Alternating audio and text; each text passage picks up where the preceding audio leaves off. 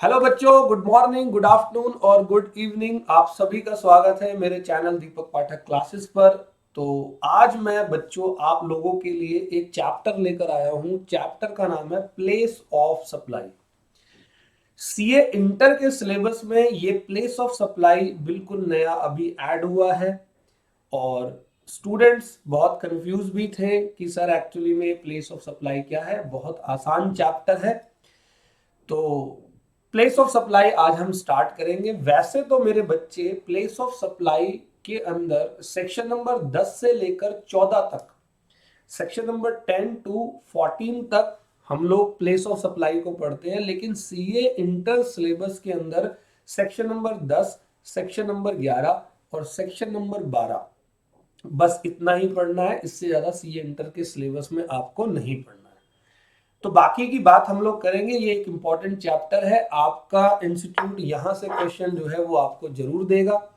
तो मैंने क्या किया है, मैंने दो यहाँ पर प्लेस ऑफ सप्लाई के लिए, एक तो ये मेरे हैंड रिटन नोट्स है। आप ये देखेंगे बेटे कितने प्यार से, कितनी मोहब्बत से मैंने ये नोट्स बनाए हुए हैं।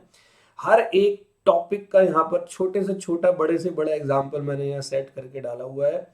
और इसके अलावा हम लोग जो करेंगे, ये चैप्टर जो मैंने आप लोगों को नोट्स प्रोवाइड किए हुए हैं प्लेस ऑफ सप्लाई के, यहाँ से भी कुछ और करीब करीब 60 क्वेश्चंस मैंने दिए हैं, जिसमें सारे institute of chartered accountant of India के past year study mat, revision test paper, सब कुछ सारे के सारे क्वेश्चन जो है वो इसके अंदर कवर्ड है। ये नोट्स मैंने आप लोगों को भेज दिए हैं। और कुछ बच्चे जो बाहर से मेरी ये वाली क्लास लेंगे, अगर उनको ये नोट्स चाहिए तो आप एक काम कर सकते हैं, या नीचे एक फ़ोन नंबर होगा, यहाँ पर व्हाट्सएप कर सकते हैं, आपको नोट्स जो है वो भेज दिए जाएंगे। क्लियर है। और कुछ समय पे मैं अपनी एप्लीकेशन पर भी ये नोट्स जो है वो अपलोड कर दूंगा, ताकि बच्चों को मेरी ऐप दीपक पाठक क्लासेस, एंड्रॉयड फ़ोन वाले दीपक पाठक क्लासेस प्ले स्टोर से जाके डाउनलोड करेंगे तो वहाँ फ्री मटेरियल नाम के फोल्डर में मैं ये प्लेस ऑफ सप्लाई के हैंड रिटन नोट्स और जो ये नोट्स बुक के नोट्स हैं वो दोनों अपलोड कर दूंगा। तो समय वेस्ट नहीं करते, तो मैं स्टार्ट कर रहा हूं मेरे बच्चे प्लेस ऑफ सप्लाई। तो ये क्या होता है प्लेस ऑफ सप्लाई? तो देखो, जब हम लोगों ने जीएसटी को स्टार्ट किया था, तो जीएसटी की पहली क्लास के अंदर मैंने आपको ये बताया था, जो जीएसटी होता है ये कंजम्पशन बेस्ड टैक्स होता है। क्या होता है? Consumption based tax. और जीएसटी का टैक्सेबल इवेंट जो होता है वो सप्लाई होता है। कुल मिलाकर दो वर्ड मैंने आपको बताया कि जीएसटी का टैक्सेबल इवेंट जो होता है वो क्या होता है मेरे बच्चे? वो सप्लाई होता है। ठीक है। सप्लाई होनी जीएसटी के अंदर जरूरी है। और कंजम्पशन बेस्ड टैक्स होता है। तो क्लियर मुझे ये बताना है कि जैसे कि ये एक्स है और एक वाई है। सपोज करो एक्स जो है वो, एक्स ने माल सप्लाई किया वाई को, और वाई जो है वो लखनऊ में बैठा हुआ है, और एक्स है कहां पर? दिल्ली के अंदर। तो वाई ने माल को, जो सामान को कंज्यूम जो किया वो कहां पर किया? वाई ने सामान को कंज्यूम किया है लखनऊ के अंदर। तो कंजम्पशन कहां हुई? लखनऊ के अंदर। तो ये वाला चैप्टर आता है, ये चैप्टर ये बात बोलता है प्लेस ऑफ सप्लाई का, क्योंकि भारत के अंदर बहुत सारे अलग अलग स्टेट्स हैं और जीएसटी का रेवेन्यू हर स्टेट वाला डिमांड करता है। तो स्टेट्स में लड़ाई झगड़ा ना हो जाए कि ये मेरी इनकम है, ये मेरी इनकम है, ये मेरा जीएसटी है, ये मेरा जीएसटी है। तो सिंपल एक चैप्टर बनाया प्लेस ऑफ सप्लाई, जिसके अंदर ये बताया, क्लियर कट करके बताया कि हम लोग प्लेस ऑफ सप्लाई मानेंगे section number 12, section number 13, section 14, section 11 और सेक्शन नंबर 10 के सारे प्रोविजंस को आप पढ़ेंगे तो आपका प्लेस ऑफ सप्लाई हर एक टॉपिक का उन्होंने बता दिया कि कौन से टॉपिक पर प्लेस ऑफ सप्लाई हम लोग क्या मानेंगे। जैसे कि एक्स दिल्ली का था, वाई लखनऊ का था। दिल्ली से सप्लायर था और रेसिपिटेंट लखनऊ से था। कंजम्पशन कहां हुई? लखनऊ के अंदर। और जीएसटी कंजम्पशन बेस्ड टैक्स है, तो जहां कंजम्पशन होगी वहां पर हम लोग प्लेस ऑफ सप्लाई मानकर जीएसटी चार्ज कर देंगे। मतलब जीएसटी लगेगा उत्तर प्रदेश के अंदर, और वेल जीएसटी का रेवेन्यू मिलेगा यूपी को, उत्तर प्रदेश को। जितनी आसानी से मैंने आपको ये बता दिया, उतना आसान ये एक्चुअली में है नहीं। कई सारी ऐसी प्रोविजंस होते हैं, कई सारी ऐसी जगह होती है जहां पर बहुत मुश्किल हो जाता है। जैसे एक्स और वाई के एग्जांपल में मैंने बहुत इजी तरीके से आपको बताया, लेकिन कई जगहों पर बड़ा मुश्किल हो जाता है ये पता लगाना कि प्लेस ऑफ सप्लाई क्या है। तो आपकी गवर्नमेंट ने इस एक्ट के माध्यम से पूरा का पूरा क्लैरिफाई किया हुआ है कि प्लेस ऑफ सप्लाई क्या होना चाहिए। ठीक है, तो मैं स्टार्ट कर रहा हूं इंट्रोडक्शन। पहले मैं यहां से पढ़ूंगा और फिर हम लोग जाएंगे अपनी किताब हैंड रिटन नोट्स के ऊपर। वहां से पूरे सेक्शन 10, 11, 12 को करके वापस ही आएंगे। तकरीबन 60 क्वेश्चंस मैंने आप लोगों को दिए हुए हैं। बहुत आसान क्वेश्चंस हैं, इंस्टीट्यूट के स्टडी मैट वगैरह से मैंने लेकर कॉपी करके यहाँ पर डाले हुए हैं। आपको सारे के सारे क्वेश्चंस करने हैं विद सॉल्यूशन। तो मैं कुछ क्वेश्चंस भी आप लोगों के साथ करवाऊंगा। तो आज एक काम करेंगे, इस वीडियो के अंदर पूरा प्लेस ऑफ सप्लाई कंप्लीट करेंगे, फिर हम उठेंगे ताकि दोबारा से इस वीडियो के मतलब नेक्स्ट पार्ट बनाने की आवश्यकता ना पड़े। और एक बात, मैं 100% प्लेस ऑफ सप्लाई का चैप्टर यहाँ पर करवा रहा हूँ, कुछ भी छूटेगा नहीं। तो बिल्कुल निश्चिंत रहे आप लोग इस बात को लेकर कि कहीं कोई जल्दीबाजी तो नहीं होगी। बिल्कुल नहीं, बिल्कुल आराम से हम लोग करेंगे, आप बस साथ रहेंगे। तो स्टार्ट करते हैं इंट्रोडक्शन से। सबसे पहला कह रहा है place of supply simply means the place where the supply is consume. मैंने क्या बोला, जीएसटी कंजम्पशन बेस्ड टैक्स होता है, जो हमने जीएसटी के अंदर पढ़ा था पहली क्लास में। और टैक्सेबल इवेंट सप्लाई होती है। तो दो बात, एक तो सप्लाई का होना जरूरी है और दूसरा कंजम्पशन का होना जरूरी है। ऑल वेल, तो जीएसटी के अंदर ना बहुत सारे टॉपिक्स को हम पढ़ते हैं कि सप्लाई, सबसे पहले कंजम्पशन, सप्लाई क्या होती है, किस टाइम सप्लाई करी तो टाइम ऑफ सप्लाई नाम का चैप्टर पढ़ा हमने, किस वैल्यू पर जीएसटी चार्ज होगा तो वैल्यू पढ़ा हमने सेक्शन नंबर 15। तो अब यहां पर हम पढ़ रहे हैं कि किस प्लेस को हम डेस्टिनेशन यानी कि कंजम्पशन प्लेस माने, जिस जगह पर इजी वे में उस स्टेट को अपना टैक्स का रेवेन्यू जो है वो मिल सके। ऑल वेल, तो for example, I stay in Lucknow Uttar Pradesh. If I buy a packet of chips from a nearby shop, the supply will be consume in Lucknow itself and the place of supply is Uttar Pradesh. However, not all transactions are as easy as this one. और देखते हैं, एक और question है, दो example में ले रहा हूं। Consider this, I book A hotel in Malaysia. मान लो मैंने मलेशिया में एक होटल बुक किया मेक माई ट्रिप से। तो क्वेश्चन ये अराइज होता है कि किस प्लेस में मैं कौन सी जगह को प्लेस ऑफ सप्लाई मानूं, मलेशिया को या इंडिया। ये क्वेश्चन मार्क के जवाब अभी नहीं दे रहा हूं।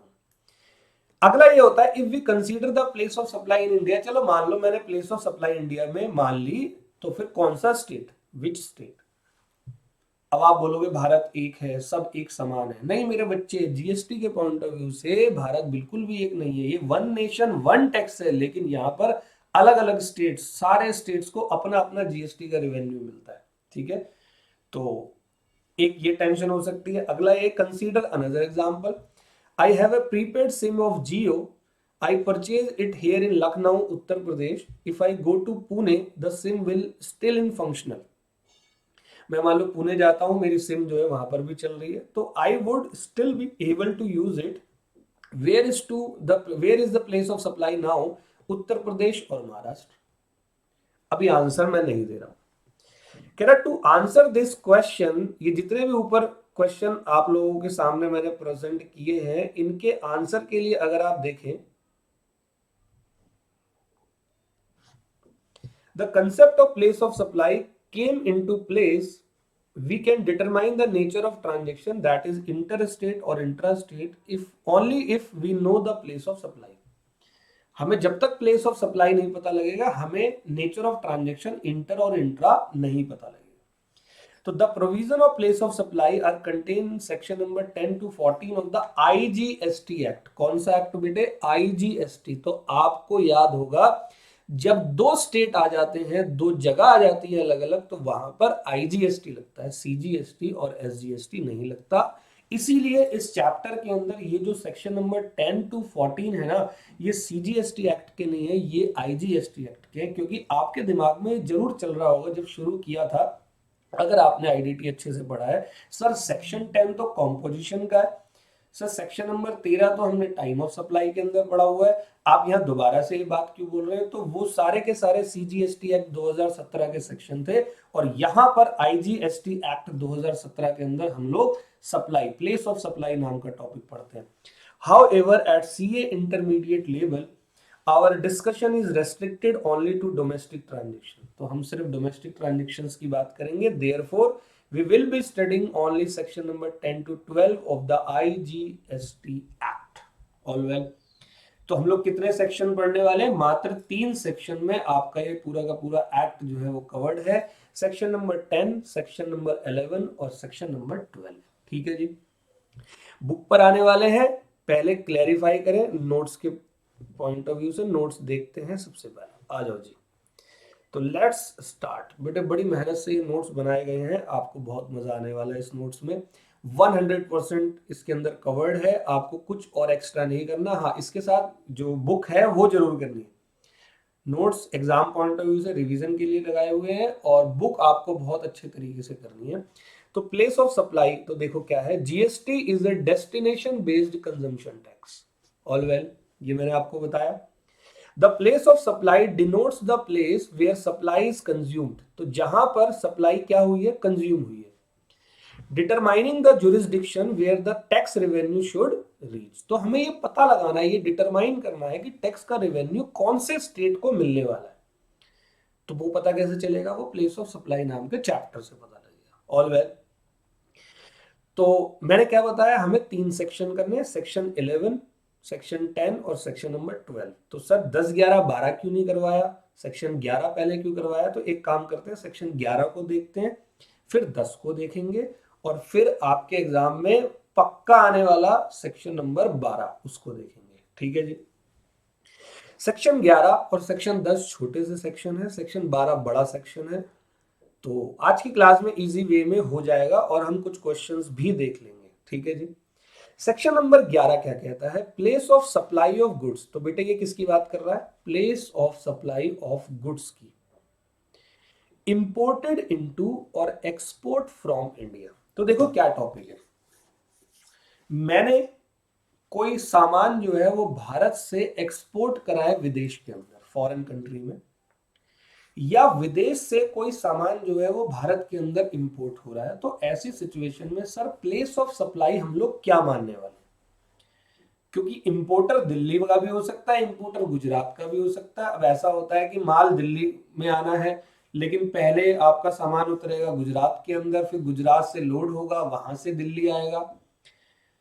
तो इन सारी कंफ्यूजन्स को दूर किया इस छोटे से सेक्शन नंबर 11 ने। मैं दोबारा रिपीट करता हूं, कहता है प्लेस ऑफ सप्लाई क्या होने वाली है उन गुड्स की जिनको या तो आपने इंपोर्ट किया है या तो आपने एक्सपोर्ट किया है। तो एक्ट ने ये बात बताई कि आप प्लेस ऑफ सप्लाई निकाले, बहुत सिंपल सा, बहुत सिंपल।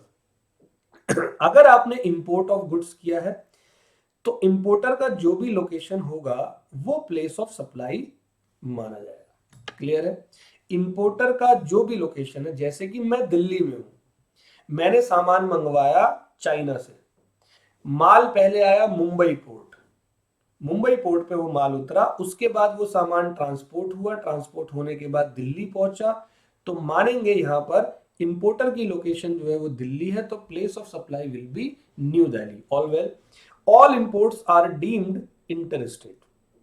जितने भी इंपोर्ट आपको मानने, ये हमने नॉर्मल क्लासेस के अंदर भी, रेगुलर क्लासेस जब हम लेते थे फेस टू फेस की, तो वहां पर भी मैंने आपको समझाया था कि जब भी बात इंपोर्ट की होती है तो इंपोर्ट में आपको उसको इंटर स्टेट मानना है, ना कि intra state. All well, clear है? और इंपोर्ट पर आपका आईजीएसटी ही लगता था। ठीक है जी। लेकिन बात अगर आप एक्सपोर्ट ऑफ गुड्स की करो, तो गुड्स एक्सपोर्ट हो रहा है तो लोकेशन क्या होगी मेरे प्यारे? लोकेशन आउटसाइड इंडिया में होगी। तो जब लोकेशन ही आउटसाइड इंडिया है, जब कंजम्पशन आउटसाइड इंडिया होगा, तो प्लेस ऑफ सप्लाई नाम का टॉपिक तो यहां पर आता ही नहीं है।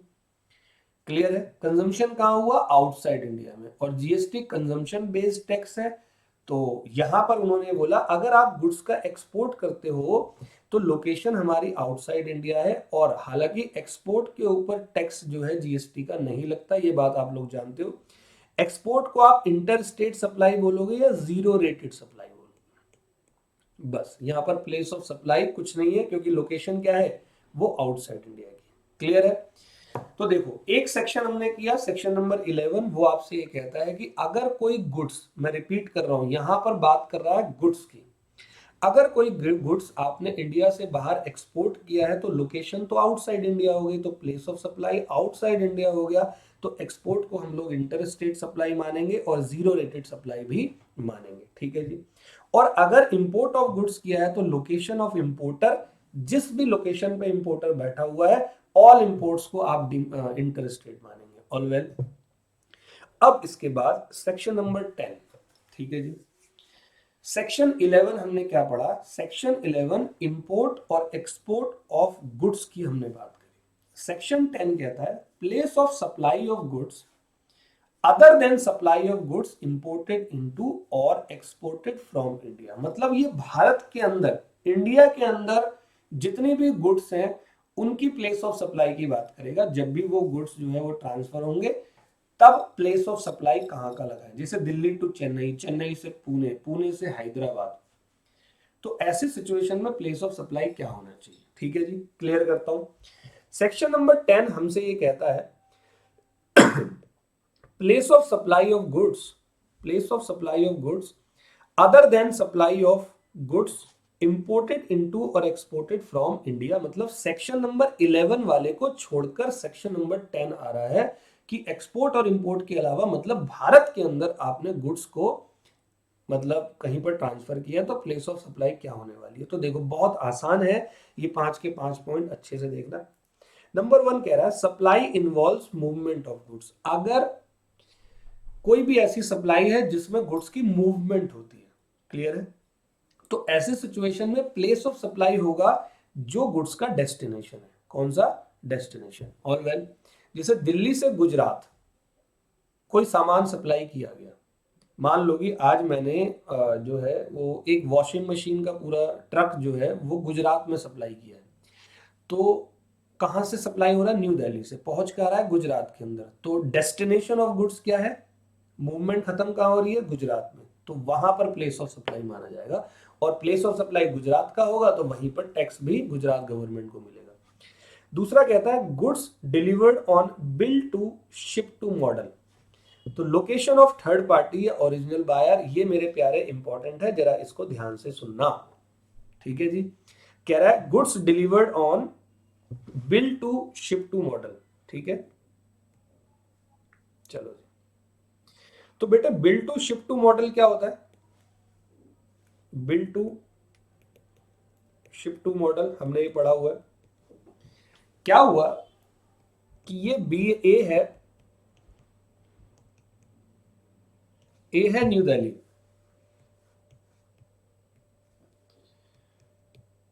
बी है गोवा का, बी ने ए को ऑर्डर दिया मान लो 1000 फ्रिज सप्लाई करने में।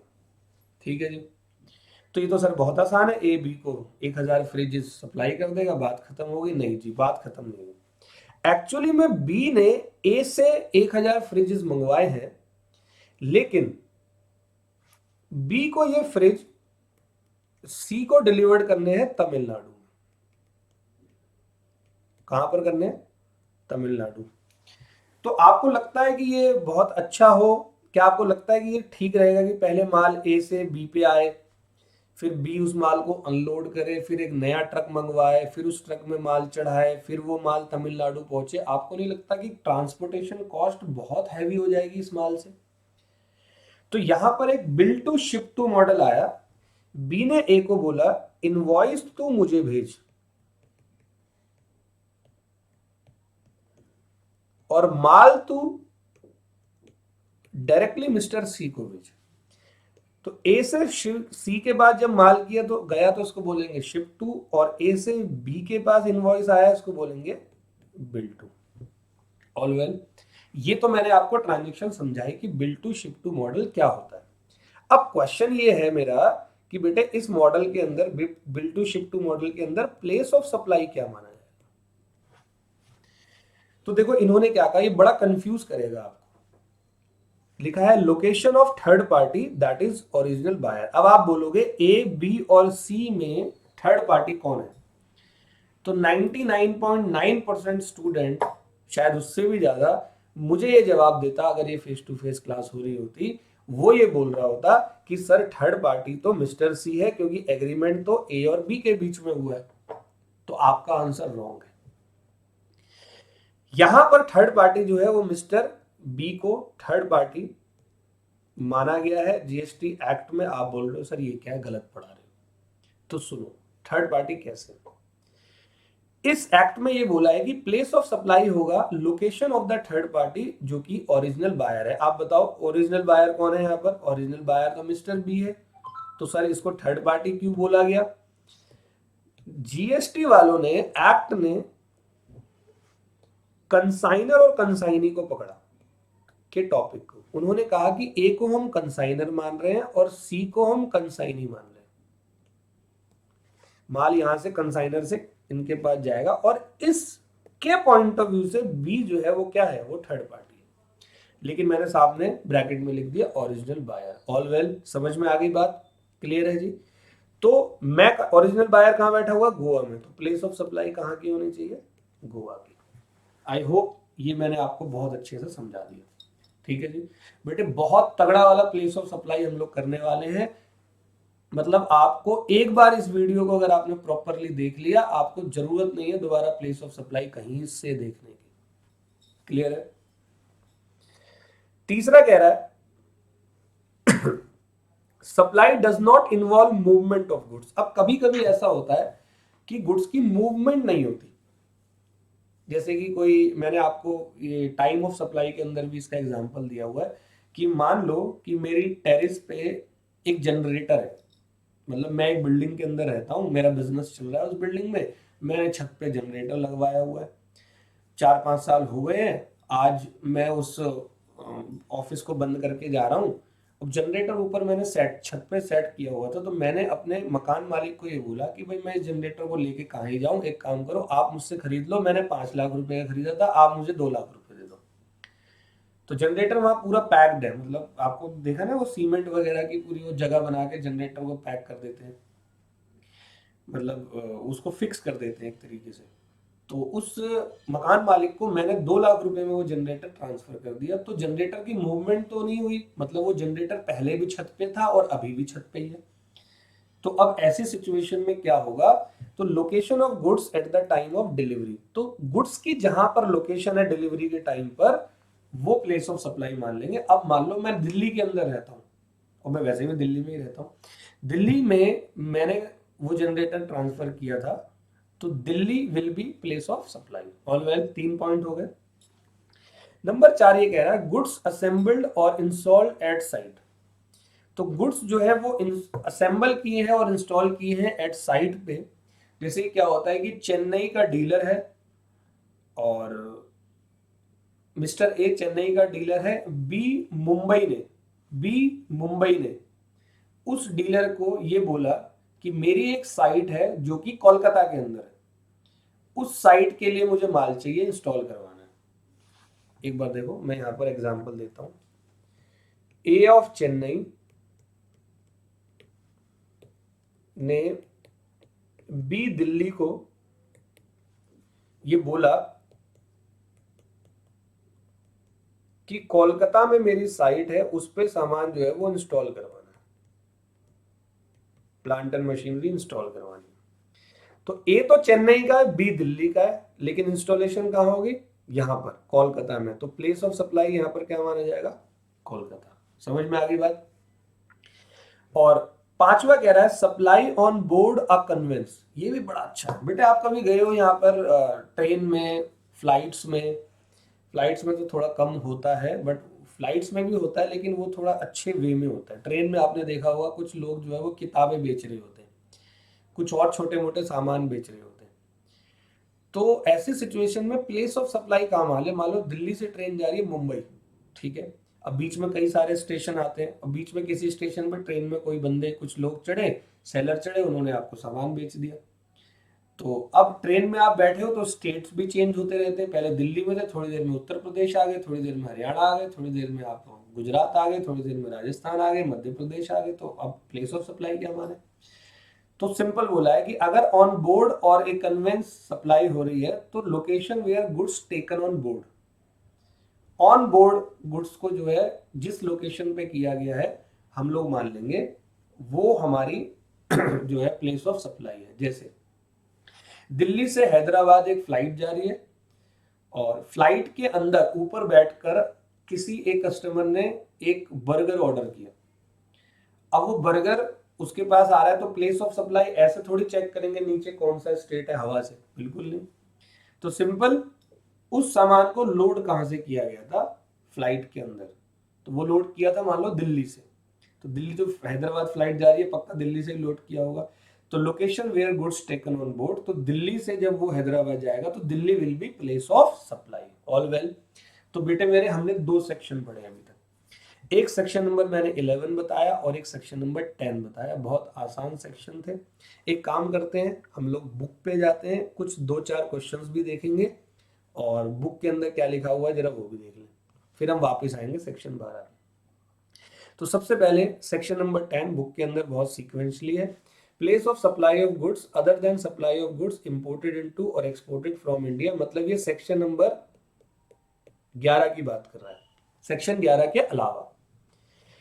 तो number 1, the place of supply of goods other than supply of goods imported into और exported from India shall be as under, तो बहुत डिटेल के अंदर है, where the supply involve movement of goods. ठीक है, तो आंसर क्या होगा? प्लेस ऑफ सप्लाई क्या होगा? जहां पर उसकी डिलीवरी हुई है। ठीक है, destination. All well. Where the goods are delivered by supplier to a recipient और any other person on third direction of third person, मतलब ये बिल टू शिप टू होगा। तो थर्ड पार्टी, थर्ड पार्टी कौन था वहां पर? B. Where the supply does not involve movement of goods, तो जहां पर डिलीवरी मतलब लोकेशन ऑफ उस गुड्स का जो भी लोकेशन होगा डिलीवरी के टाइम पर वो प्लेस ऑफ सप्लाई होगी।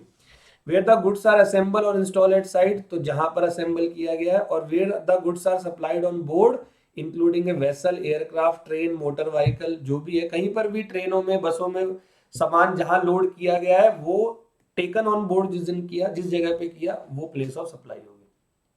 क्लियर है जी?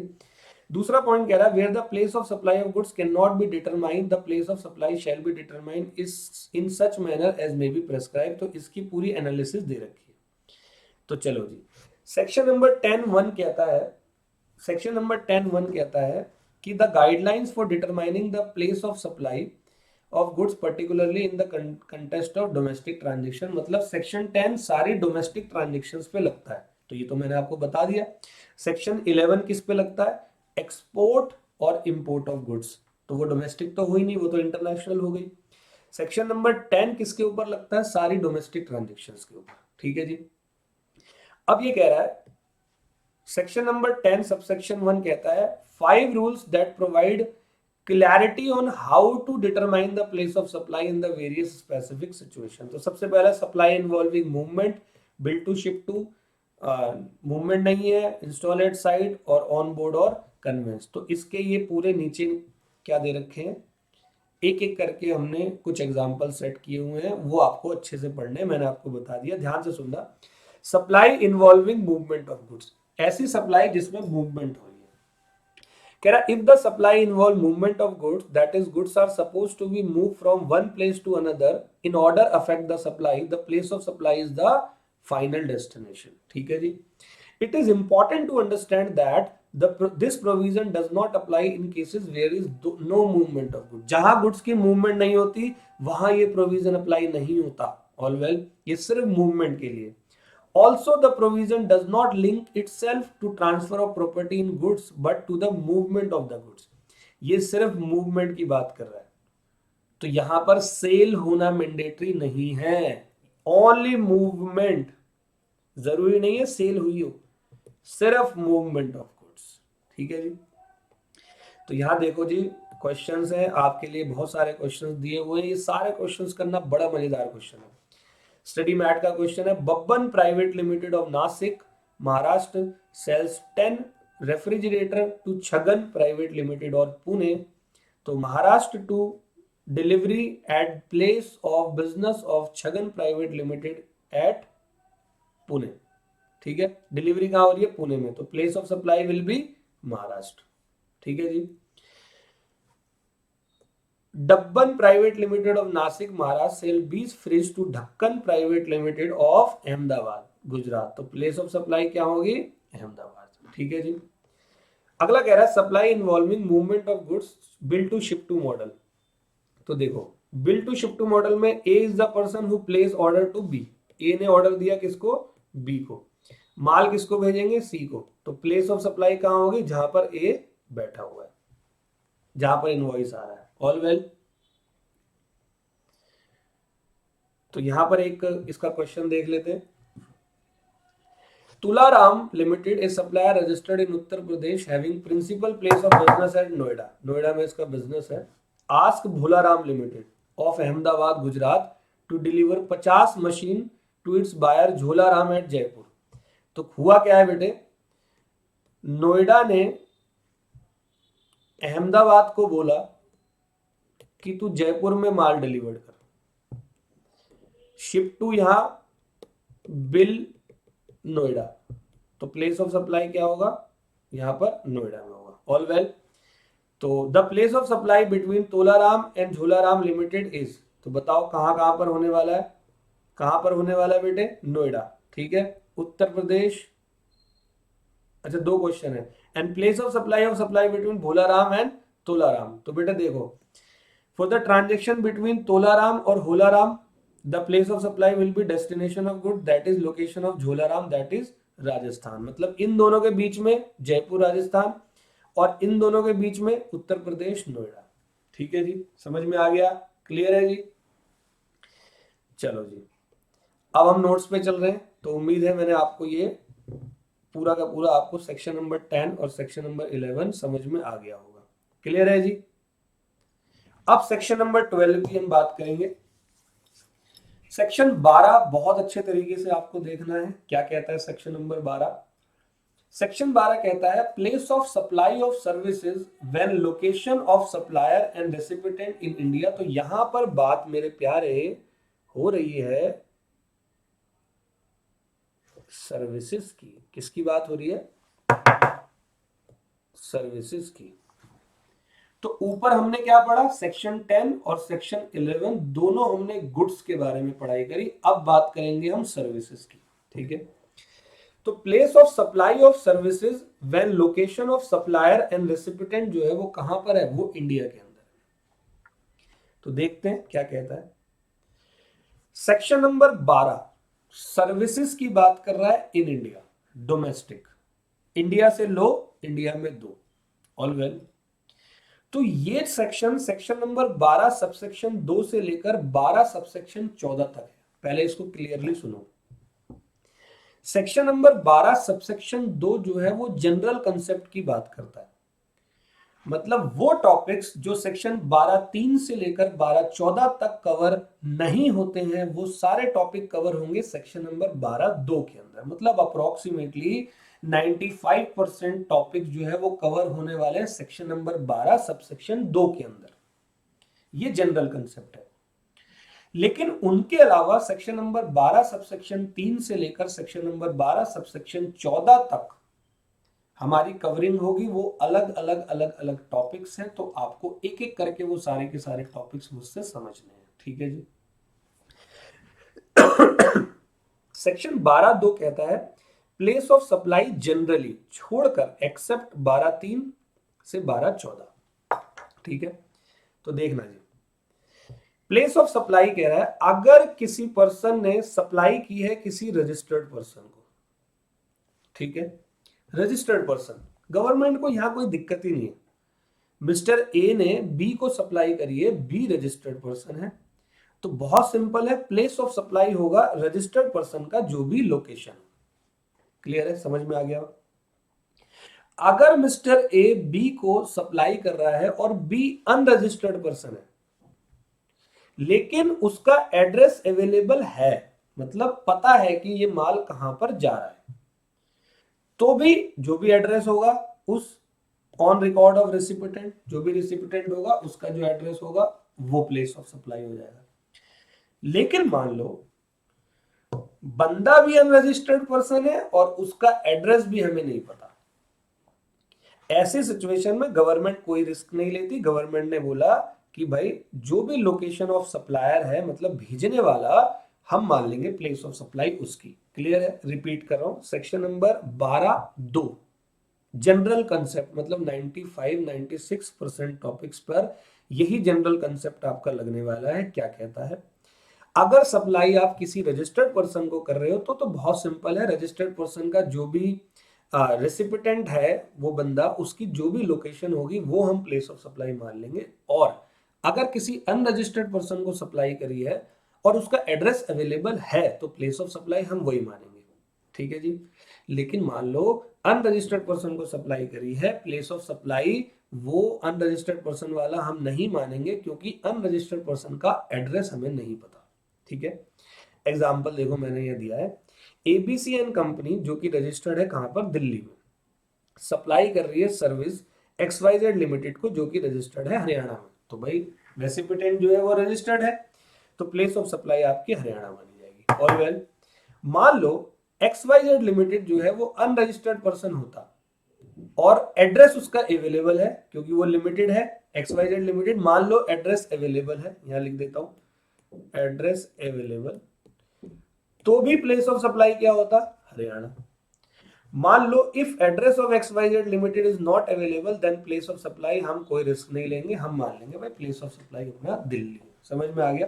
तो ये है हमारा क्या? General concept. क्या कहता है जनरल कंसेप्ट?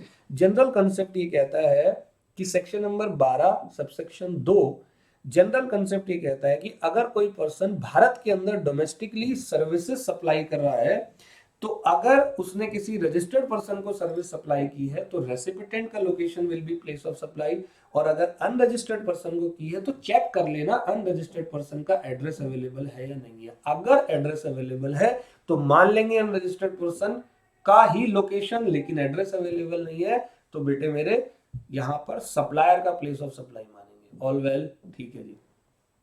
अब हमारे मेन टॉपिक्स स्टार्ट हो गए। Section number 12(3), section number 12 subsection 3 ये कहता है services in relation to immovable property और accommodation in hotel, boat, vessels etcetera. क्या हुआ है जी? कोई होटल लिया है तो सर्विस प्रोवाइडर कौन है? वो होटल वाला। तो होटल वाले ने सर्विसेज प्रोवाइड की है, तो ऐसी सिचुएशन में प्लेस ऑफ सप्लाई क्या होगा? जनरल कंसेप्ट तो मैं ये बात करूं, अगर आपने कोई होटल लिया है तो प्लेस ऑफ सप्लाई वही होगा जहां पर आपका मान लो होटल मौजूद है। क्लियर है? या आपने कोई एकोमोडेशन लिया है, कोई मूवेबल प्रॉपर्टी की सर्विस ली है, मान लो कि वहां अभी कंस्ट्रक्शन चल रहा है, तो वही प्लेस जहां कंस्ट्रक्शन चल रहा है वो हमारी प्लेस ऑफ सप्लाई हो जाएगी। क्लियर है? इसको एक बार पढ़ते हैं क्या कह रहा है। पहले है services in relation to immovable property और एकोमोडेशन इन होटल, बोट और वेसल। तो place of supply will be, तो देखो यहाँ हेडिंग्स है, सिचुएशन मैंने बताई हुई है, प्लेस ऑफ सप्लाई और एग्जांपल।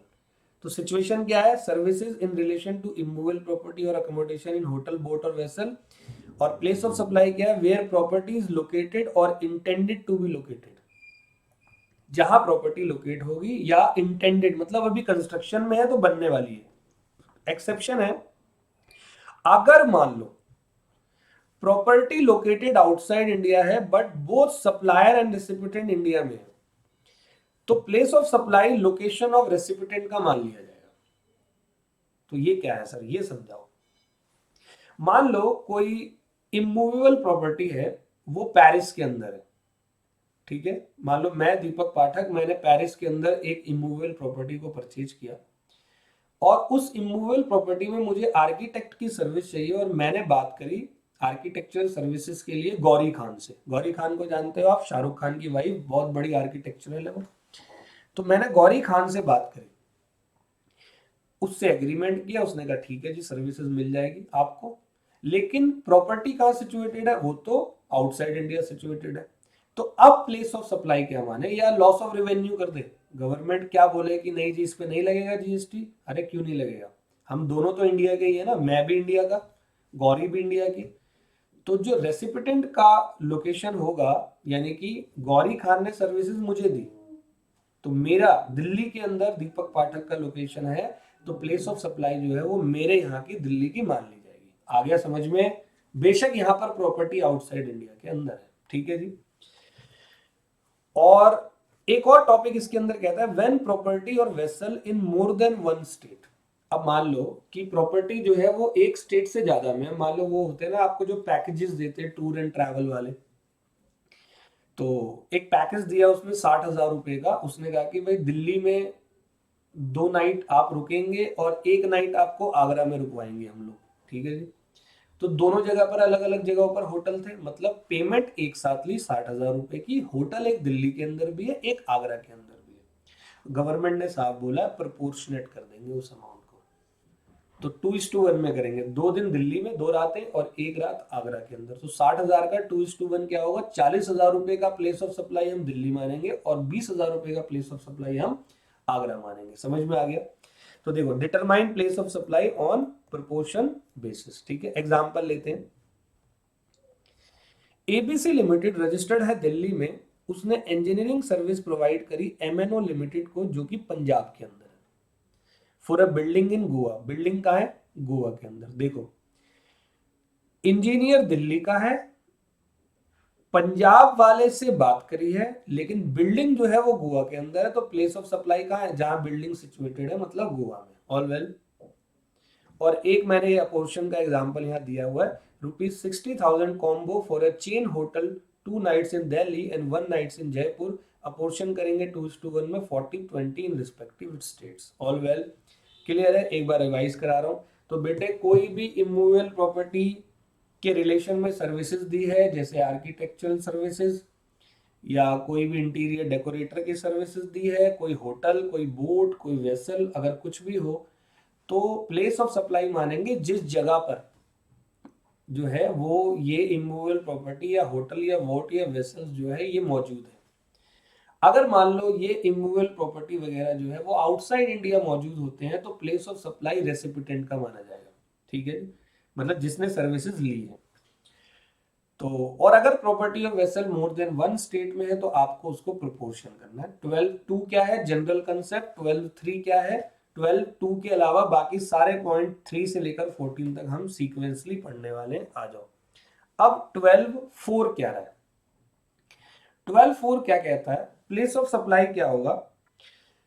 तो अब जैसे कि मान लो किसी ब्यूटीफुल पर जो है वो दिल आ गया, किसी ब्यूटीफुल पर दिल आ गया और उसको डेट पर लेकर जाना है रेस्टोरेंट में, कहीं सोचा भाई पहली बार रेस्टोरेंट में ही लेकर जाते। अगर दिल आ गया, रेस्टोरेंट में लेके गए, हो सकता है कि डेट में कोई प्रॉब्लम हो जाए, तो एक काम करते हैं, पहले हम अपनी पर्सनल ग्रूमिंग और फिटनेस और हेल्थ को अच्छा करेंगे और फिर उसको डेट पर लेकर जाएंगे। कुल मिला के ये है कि अगर कोई सर्विसेज है रेस्टोरेंट केटरिंग की, पर्सनल ग्रूमिंग की, फिटनेस की, ब्यूटी की और हेल्थ सर्विसेज की, अगर ये सर्विसेज ली गई है तो उनका प्लेस ऑफ सप्लाई होगा जिस जगह पर वो सर्विसेज एक्चुअली में परफॉर्म्ड की गई है। बहुत अच्छे से सुनना। मान लो कि कोई मुंबई की एक्ट्रेस है, ध्यान से सुनना, और शूटिंग चल रही है मान लो दिल्ली के अंदर, और एक मेकअप आर्टिस्ट को बुलाया गया जो कि गुजरात से आई है। तो दिल्ली के अंदर शूटिंग हो रही है, तो मेकअप कहां हो रहा होगा, ब्यूटी कहां हो रही होगी, दिल्ली के अंदर। तो प्लेस ऑफ सप्लाई यहां पर क्या माना गया? दिल्ली। क्यों? क्योंकि location where services actually perform. All well. तो मैंने यहां एग्जांपल लिखा है कि पिंकी मेकअप आर्टिस्ट है दिल्ली से, वो जयपुर जाती है मेकअप ऑफ प्रतीक्षा का करने के लिए। प्रतीक्षा एक हीरोइन है मुंबई से, तो प्लेस ऑफ सप्लाई क्या माना जाएगा आपका? जयपुर। ऑल वेल बच्चे। फिर ये बात करता है 12(5) की, जो कि कहता है ट्रेनिंग एंड परफॉर्मेंस अप्रेजल। अब ट्रेनिंग एंड परफॉर्मेंस अप्रेजल की क्या बात कर रहे हैं कि कोई कहीं जाके जो है वो ट्रेनिंग दी जा रही है। अब दो तरीकों से ट्रेनिंग दी जाती है। अब जैसे कि मान लो मैं एक बहुत अच्छा मोटिवेटर हूँ, ठीक है, तो मुझे बड़ी बड़ी कंपनियां जो है वो बुलाती है, जैसे मैं संदीप माहेश्वरी हूँ, डॉक्टर विवेक बिंद्रा, तो मैं कंपनीज के अंदर जाता हूँ ताकि उनके एम्प्लॉइज को मोटिवेट कर सकूं। या मुझे कुछ वैसे भी लोग बुलाते हैं जो कंपनी नहीं होते, मतलब अनरजिस्टर्ड पर्सन, अपने पर्सनल मोटिवेशन के लिए भी बुलाते हैं। तो मैं उनको जो सर्विसेज दे रहा हूं वो training and performance appraisal services. All well, तो अब ऐसी सिचुएशन में क्या होगा हमारा प्लेस ऑफ सप्लाई। तो देखो, अगर मैंने ये ट्रेनिंग और परफॉर्मेंस सर्विसेज B2B में दी है, यानी रजिस्टर्ड पर्सन को मैंने दी है, तो लोकेशन ऑफ रजिस्टर्ड पर्सन, जैसे कि मुंबई की एक कंपनी है और मुंबई की कंपनी ने मुझे बोला, मैं दिल्ली से हूं और मुझे बोला कि आप एक काम करो, मेरे एम्प्लॉयज को मोटिवेट कर कर आओ। मैंने कहा ठीक है जी, 2 लाख रुपए में बात हो गई। लेकिन जो इवेंट रखा था, मतलब जहां सारे एम्प्लॉयज इकट्ठे हुए थे, वो हुए थे गुजरात में, सूरत में। सूरत के एक 5 स्टार होटल में मैं गया और मैंने उनको सर्विसेज दी, मैं आ गया। अब ऐसी सिचुएशन में गुजरात को प्लेस ऑफ सप्लाई माने या मुंबई को प्लेस ऑफ सप्लाई माने, तो बेटा एक कंपनी ने मुझे हायर किया था जो कि रजिस्टर्ड पर्सन थी, और कंपनी कहां की थी? मुंबई की। तो मानेंगे लोकेशन ऑफ रजिस्टर्ड पर्सन, यानी कि Mumbai will be place of supply. लेकिन अगर अनरजिस्टर्ड पर्सन यानी कि B2C में सर्विसेज दी गई है, तो place where service is perform. मान लो मुझे किसी राहुल ने बुलाया होता मुंबई से, लेकिन बुलाया गुजरात में था, तो Gujarat will be the place of supply. तो देखो यहाँ पर training service provided by prominent academy registered in Delhi to messrs XYZ registered in Goa. तो दोनों रजिस्टर्ड है। ट्रेनिंग कंडक्टेड हुई कहां पर? जयपुर में। तो बेटे ये तो B2B वाला हो गया ना, इसीलिए Goa will be the place of supply. लेकिन अगर ये गोवा वाला रजिस्टर्ड नहीं होता, ये B2C होता, तो Jaipur will be the place of supply होता। ठीक है, तो हमने 5 पॉइंट कर लिए। एक बार रिवाइज करवा देता हूं। सेक्शन नंबर 12(2) कहता है प्लेस ऑफ सप्लाई जनरली की बात कर रहा है। जनरली मतलब जो 12(3) से लेकर 12(14) तक एप्लीकेबल नहीं है।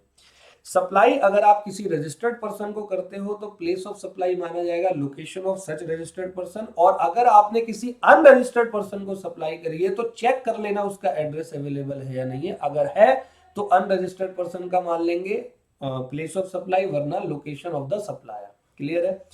फिर आप किसी इमूवेबल प्रॉपर्टी के रिलेशन में कोई आर्किटेक्चर, इंटीरियर डेकोरेटर या होटल की या बोट की या वेसल्स की सर्विस देते हो, तो जहां पर ये प्रॉपर्टी सिचुएटेड है। और अगर आउटसाइड इंडिया में सिचुएटेड है तो लोकेशन ऑफ द रेसिपिटेंट। और अगर अलग अलग स्टेट में प्रॉपर्टी सिचुएटेड है तो अपोर्शन कर लेंगे। Restaurant catering service, location where services actually perform. Training and performance appraisal, तो सप्लाई टू अगर आपने B2B किया है तो location of the registered person, और अगर B2C किया है तो प्लेस वेयर सर्विसेज परफॉर्म। अब हम बात कर रहे हैं 12(6) की।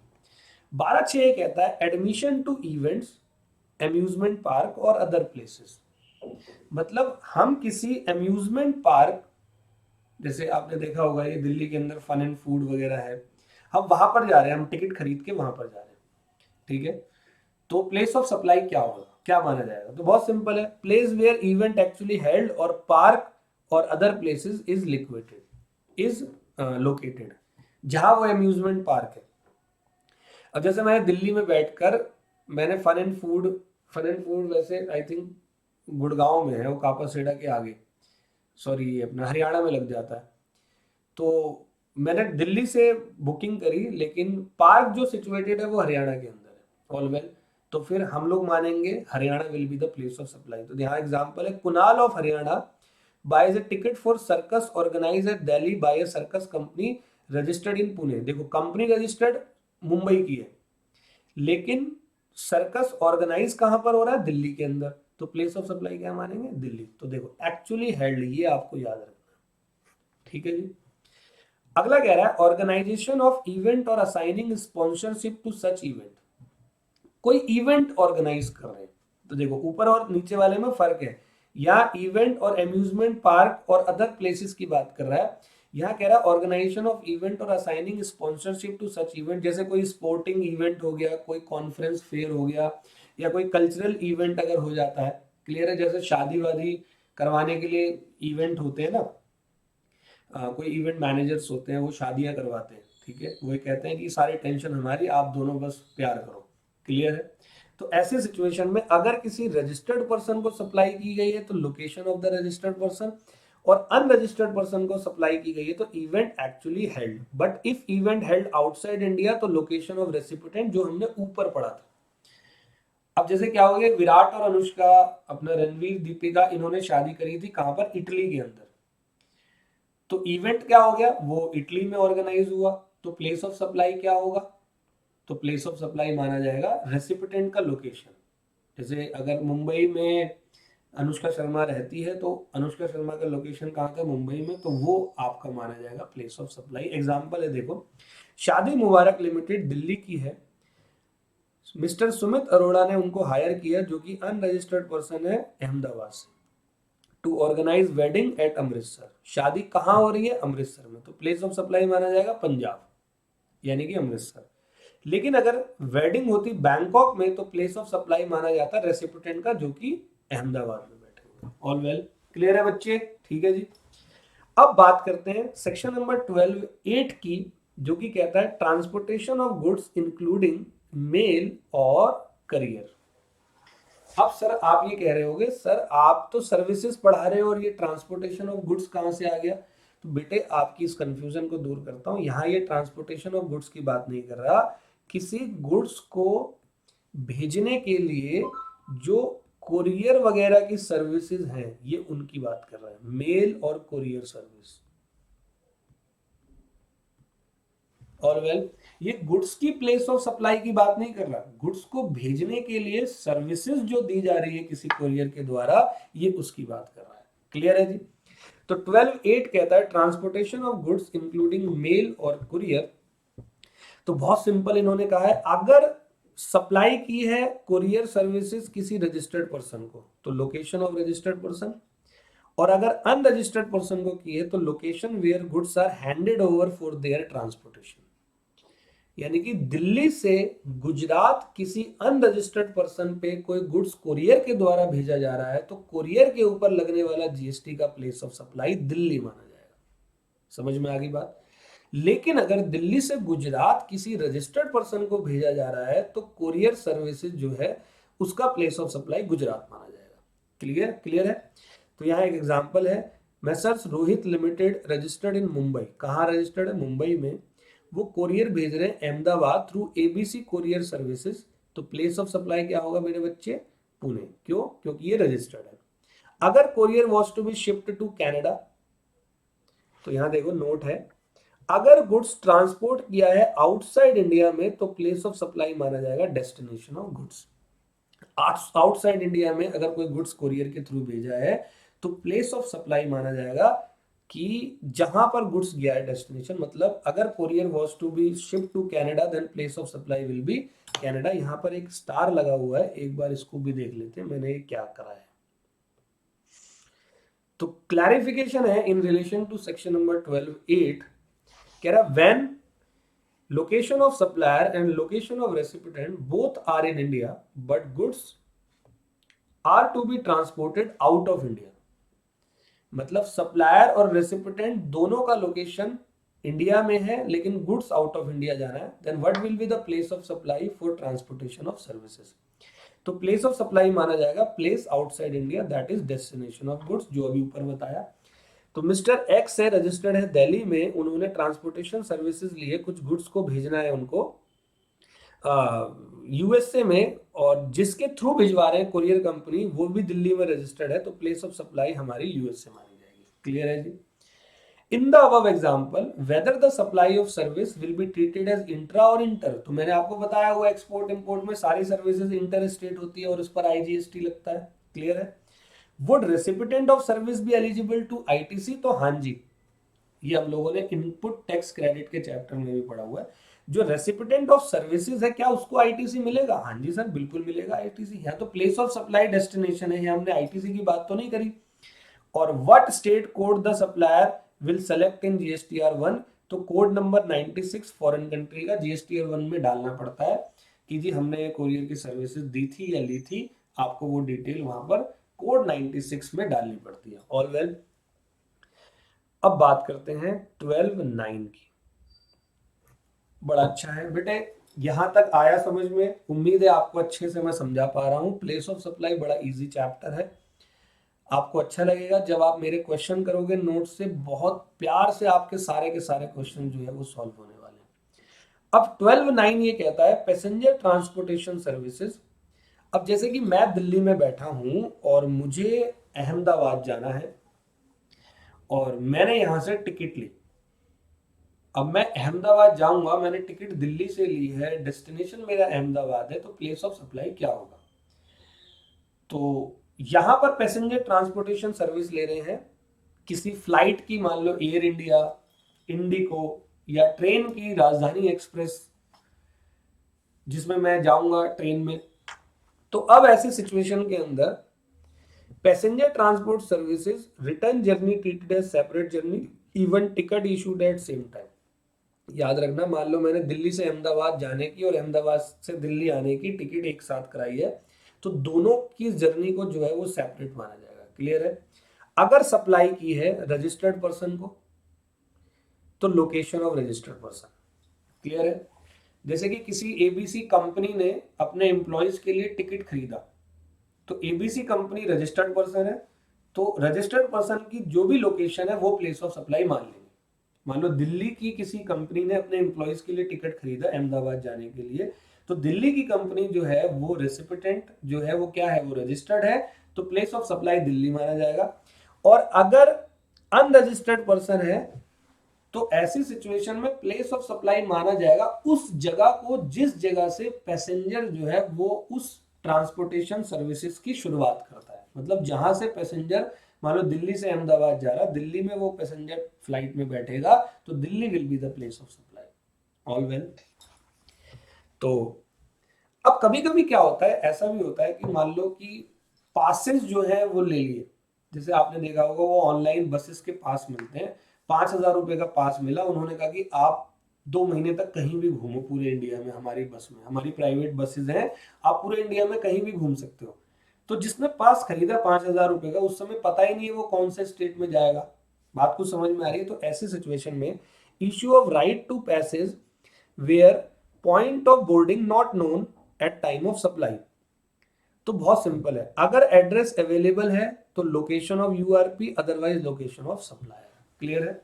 अगर अनरजिस्टर्ड पर्सन जिसने वो पास लिया है उसका एड्रेस अवेलेबल है, जैसे कि मैंने एक पास लिया 5,000 रुपए का रेड बस से, उन्होंने मुझे ये बोला कि आप पूरे भारत में कहीं भी हमारी बस में जा सकते हो, तो प्लेस ऑफ सप्लाई होगा दिल्ली, क्योंकि मेरा एड्रेस अवेलेबल है। मान लो मेरा एड्रेस अवेलेबल नहीं होता, तो रेड बस का जो भी लोकेशन है कंपनी का, सप्लायर का, वो मान लेते हैं हम लोग क्या, प्लेस ऑफ सप्लाई। यहाँ एग्जांपल है, mister Rahul unregistered person from Delhi pre buys travelling vouchers from Udaan limited, जो कि चंडीगढ़ की है, to travel anywhere in the country.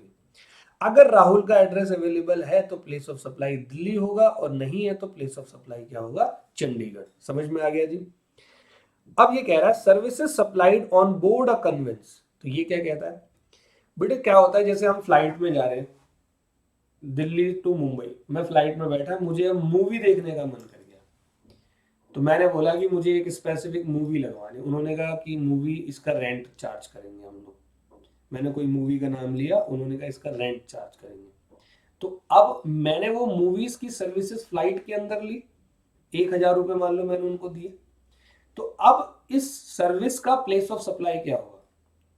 वो जो एयर इंडिया ने मुझे मूवी प्रोवाइडेड करी, एयर इंडिया ने मुझे वो सर्विस प्रोवाइड करी, ऑन बोर्ड अ कन्वेंस लिखा हुआ है, मतलब किसी कन्वेंस से मैं जा रहा हूं और वहां मैंने ड्यूरिंग द कन्वेंस मैंने कोई सर्विसेज ली, तब प्लेस ऑफ सप्लाई क्या होगा? तो location of first schedule point of departure of that conveyance for journey. मैं दिल्ली टू अहमदाबाद जा रहा हूं, तो Delhi will be the point of supply. मैं दिल्ली से, मान लो मेरी फ्लाइट पहले उड़ीसा में रुकी, फिर अहमदाबाद पहुंची, तब भी Delhi will be the point of supply. जहां से मैंने बैठा, मैं मेरा पहला शेड्यूल पॉइंट जो था वो प्लेस ऑफ सप्लाई मान लेंगे। जैसे यहाँ लिखा है, mister Tillu is the travelling from Delhi to Mumbai, he makes payment to watch movie on demand, तो place of supply will be Delhi. All well बच्चे, क्लियर है जी? समझ में आ गया?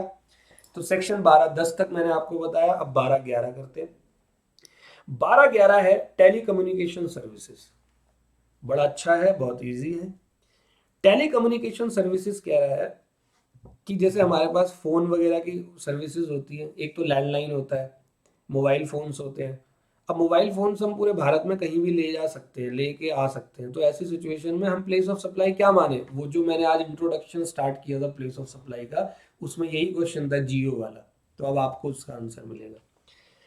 सर्विसेज अगर फिक्स लाइन, केबल, डिश और एंटीना की है तो बहुत सिंपल है। जहां वो डिश, एंटीना और केबल लाइन फिक्स की गई है, प्लेस ऑफ सप्लाई वो होगी। जैसे आपकी छत पे लिखा होता है, वो टाटा स्काई लगवाने वाले आते हैं, तो प्लेस ऑफ सप्लाई आपकी छत की लोकेशन जो भी स्टेट होगा, जैसे दिल्ली, तो प्लेस वेयर डिवाइस इंस्टॉल। फिर ये कहता है अगर कोई प्रीपेड मोबाइल की सर्विसेज है, इंटरनेट कनेक्शन की सर्विसेज आपने ली है, तो ऐसे में प्लेस ऑफ सप्लाई क्या होगा? कोई सर्विस आपने प्रीपेड मोबाइल के लिए या इंटरनेट कनेक्शन के लिए, तो अगर आपने सेलिंग एजेंट से लिया तो एजेंट का एड्रेस, और अगर आपने फाइनल सब्सक्राइबर से लिया तो जहां पर पेमेंट रिसीव हुई है will be the payment of place of supply. जैसे मैंने कोई इंटरनेट कनेक्शन लिया है, मैंने सीधा एयरटेल को फोन किया, भाई आके मेरे को एयरटेल एक्सट्रीम लगवा दो, तो प्लेस ऑफ सप्लाई क्या होगी? जहां उनको पेमेंट रिसीव हुई होगी। क्लियर है जी? और अगर पोस्टपेड मोबाइल और इंटरनेट कनेक्शन है तो मेरा जहां बिल आता होगा। क्लियर है?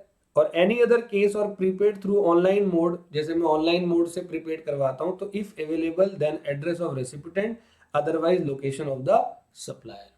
क्लियर है जी? जैसे कि यहाँ पर एक क्वेश्चन, यहाँ पर एग्जांपल है, miss Payal billing address Kolkata का है, gets her postpaid mobile bill paid online from Goa. Goa से उसने ऑनलाइन बिल पे कर दिया, तो प्लेस ऑफ सप्लाई क्या होगा? कोलकाता, क्योंकि उसका जो है पोस्टपेड कनेक्शन है, तो location of billing address. Mister Y Bhopal का है, उसने प्रीपेड मोबाइल रिचार्ज कराया from a shop in UP. छोटी छोटी दुकानें नहीं होती, तो प्लेस ऑफ सप्लाई क्या होगा? उत्तर प्रदेश। ऑल वेल, जैसे यहाँ लिखा है प्रीपेड मोबाइल, यहाँ रिचार्ज बंदे ने किसी एजेंट के थ्रू किया है, तो एजेंट का एड्रेस, और फाइनल सब्सक्राइबर से किया है तो जहां पर पेमेंट रिसीव हुई होगी। क्लियर है? जहां भी पेमेंट उन्होंने रिसीव किया। तो ये अपना क्या हो गया? सेक्शन 12-11। अब 12-12 कह रहा है बेटे, ये भी बड़ा आसान सा है। कह रहा है बैंकिंग, फाइनेंशियल और स्टॉक ब्रोकिंग सर्विसेज। कोई भी बैंकिंग, फाइनेंशियल और स्टॉक ब्रोकिंग सर्विसेज है तो उसकी प्लेस ऑफ सप्लाई क्या होगी? अब क्या होता है कि हम लोग, हमारा बैंक अकाउंट जो है वो दिल्ली के अंदर है, मान लो मेरा बैंक अकाउंट, मैं वेस्ट बंगाल गया घूमने के लिए, मैंने वहां एटीएम से पैसे निकाले, तो अब प्लेस ऑफ सप्लाई क्या होगा? क्या वो वेस्ट बंगाल होगा या दिल्ली होगा? तो अगर कोई बैंकिंग, फाइनेंशियल और स्टॉक ब्रोकिंग सर्विसेज है और अगर एड्रेस अवेलेबल है, तो रेसिपिटेंट की जो भी लोकेशन हो, जो भी लोकेशन ऑफ रेसिपिटेंट है, जैसे एग्जांपल है miss Disha Delhi withdraw money from ATM in Mumbai, तो प्लेस ऑफ सप्लाई दिल्ली होगा, क्योंकि इसका दिशा का पक्का बैंक में एड्रेस जो होगा वो मेंशन होगा। अगर एड्रेस मेंशन नहीं है तो लोकेशन ऑफ सप्लायर हम मान लेंगे। तो यहाँ नोट है, नो क्राइटेरिया फॉर आरपी और यूआरपी। यहाँ आरपी यूआरपी के क्राइटेरिया के बेसिस पर हम इसको देखते ही नहीं है, क्योंकि ये सर्विसेज देने वाले जितने भी लोग हैं वो आरपी और वो यूआरपी की कैटेगरी में आते ही नहीं है। बात को समझ में आ गई? ये रजिस्टर्ड पर्सन होते हैं, बैंकिंग, फाइनेंशियल और स्टॉक ब्रोकिंग सर्विसेज। सिंपल बोला है, जिन्होंने सर्विसेज ली है, अगर उनका एड्रेस है तो लोकेशन ऑफ रेसिपिटेंट, एड्रेस नहीं है तो लोकेशन ऑफ सप्लायर, लड़ाई झगड़ा खत्म। अगर 12-13 इंश्योरेंस सर्विसेज की बात कर रहा है, अगर इंश्योरेंस सर्विसेज सप्लाई की है किसी रजिस्टर्ड पर्सन को, तो लोकेशन ऑफ रजिस्टर्ड पर्सन, और अगर सप्लाई की है अनरजिस्टर्ड पर्सन को, तो location of recipient in record of the supplier. कोई भी इंश्योरेंस सर्विसेज अगर किसी रजिस्टर्ड पर्सन को दिए, मतलब इंश्योरेंस कंपनी ने किसी कंपनी को जो कि जीएसटी में रजिस्टर्ड है, उसको ये सर्विसेज प्रोवाइड की है इंश्योरेंस की, तो रजिस्टर्ड पर्सन यानी कि उस कंपनी का लोकेशन जो होगा will be place of supply. लेकिन अगर किसी इंश्योरेंस कंपनी ने, मैं दीपक पाठक, मैं अनरजिस्टर्ड पर्सन हूं, मुझे अगर सर्विसेज प्रोवाइड की है, तो ऐसे सिचुएशन में location of recipient in record of supplier, supplier के रिकॉर्ड में। और इंश्योरेंस अगर कोई लेता है तो बिना एड्रेस के तो कभी भी नहीं लेगा, तो सप्लायर यानी कि इंश्योरेंस कंपनी के रिकॉर्ड में जो भी मेरा एड्रेस होगा will be the place of supply. All well. तो मिस्टर मनोज है, वो अनरजिस्टर्ड पर्सन है उत्तर प्रदेश का, ध्यान से सुनना। वो उड़ीसा में अपने गांव गया, उसने एक मेडिकल इंश्योरेंस खरीदा अपने पेरेंट्स के लिए इंश्योरेंस कंपनी से, जो कि कंपनी रजिस्टर्ड है कहां पर, उड़ीसा में। तो प्लेस ऑफ सप्लाई हम यहाँ पर उत्तर प्रदेश मान लेंगे, क्योंकि मिस्टर मनोज अनरजिस्टर्ड पर्सन कहाँ का है, उत्तर प्रदेश का, तो उसने एड्रेस कहाँ का दिया होगा, उत्तर प्रदेश का। ऑल वेल, समझ में आ गई बात। चलो जी, अब हमारा ये लास्ट टॉपिक है 12-14, और फिर हमारा प्लेस ऑफ सप्लाई जो है वो खत्म होगा। 12-14 कहता है advertisement service to central government, state government, local authority, statutory body. आपने देखा होगा, आप ट्रेन में जाते हो, बसेस में जाते हो, तो आप देखते हो कि गवर्नमेंट के बोर्ड और होर्डिंग्स वगैरह लगे हुए होते हैं, देखा है। तो वो बोर्ड और होर्डिंग की सर्विसेज कोई ना कोई कंपनी, कोई ना कोई तो दे रहा होगा उस गवर्नमेंट को। तो अब ऐसी सिचुएशन में वो एडवर्टीजमेंट की जो सर्विसेज है उसका प्लेस ऑफ सप्लाई हम लोग क्या मानेंगे। अब जैसे कि किसी ट्रेन के अंदर आपने देखा होगा, मेट्रो में देखा होगा, मेट्रो के गेट्स पे जो है वो गवर्नमेंट के एडवर्टीजमेंट लगे होते हैं, लेकिन मेट्रो दिल्ली में भी चलती है, मेट्रो हरियाणा में भी चलती है, मेट्रो उत्तर प्रदेश की तरफ भी जाती है, या किसी बस के अंदर गया वो अलग अलग स्टेट में जा रही है। तो अब ऐसी सिचुएशन में प्लेस ऑफ सप्लाई हम लोग क्या माने, तो इन्होंने बहुत क्लैरिटी यहाँ पर दी है कि प्रोपोर्शनेट अमाउंट एट्रीब्यूट कर देंगे हर स्टेट और यूनियन टेरिटरी को। प्रोपोर्शनेट अमाउंट कैसे, जैसे मान लो मोड ऑफ एडवर्टीजमेंट न्यूज़पेपर है, तो एलोकेशन मेथड क्या करेंगे, मतलब प्रोपोर्शन क्या करेंगे, कितने नंबर ऑफ एडिशंस कहाँ छपे हैं। तो सुनना, मान लो भारत की सरकार ने टाइम्स ऑफ इंडिया के साथ एक करार किया, एक कॉन्ट्रैक्ट किया कि पूरे भारत में हमारी आप एडवर्टीजमेंट अपने अखबार के माध्यम से डालना। उन्होंने कहा ठीक है। अब टाइम्स ऑफ इंडिया ने पूरे भारत में अपने अखबारों को भेजा, तो कितने एडिशंस दिल्ली में गए, कितने एडिशन मुंबई में गए, कितने एडिशन कोलकाता में गए। तो जैसे 100% में से 30% दिल्ली में गए, 30 कोलकाता में गए, 20 चेन्नई में गए, और बचे हुए 20% गुजरात में गए। तो टोटल अमाउंट जो उन्होंने रिसीव किया उसको अपोर्शन कर लेंगे 30-30, 20-20 के बीच में, और वो चारों स्टेट को डिवाइड कर देंगे। ऑल वेल, समझ में आ गया जी। और यूटिलिटीज कह रहे हैं कि कितनी यूटिलिटीज है, तो नंबर ऑफ कंज्यूमर के बेस पे, जैसे वो अपने मैगजीन वगैरह है, तो किसी मैगजीन के अंदर कोई एडवर्टीजमेंट गई है तो कितने कंज्यूमर्स ने वो मैगजीन परचेज करी, उसके हिसाब से हम डिवाइड कर लेंगे।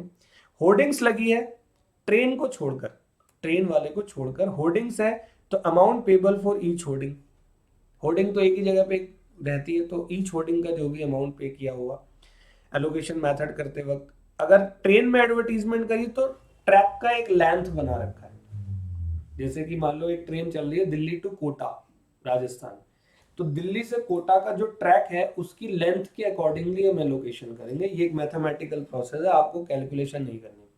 और रेलवे टिकट आपने देखा होगा, रेलवे टिकट के आसपास आगे पीछे देखा होगा आपने एडवर्टीजमेंट्स होती है, रेलवे टिकट आप खरीदते हो तो गवर्नमेंट उस पर अपने ऊपर नीचे एडवर्टीजमेंट लगती है, तो वहां पर कितने नंबर ऑफ स्टेशन की वो टिकट्स है उसके बीच में एलोकेशन हम लोग कर देंगे। ठीक है, तो यहाँ लिखा है टू डिस्प्ले एडवर्टीजमेंट ऑफ प्रधानमंत्री आवास योजना in Chennai and Hyderabad, contract is entered with Paras cinema, separate invoice has to be issued state और UT wise board on hall screens in multiplexes.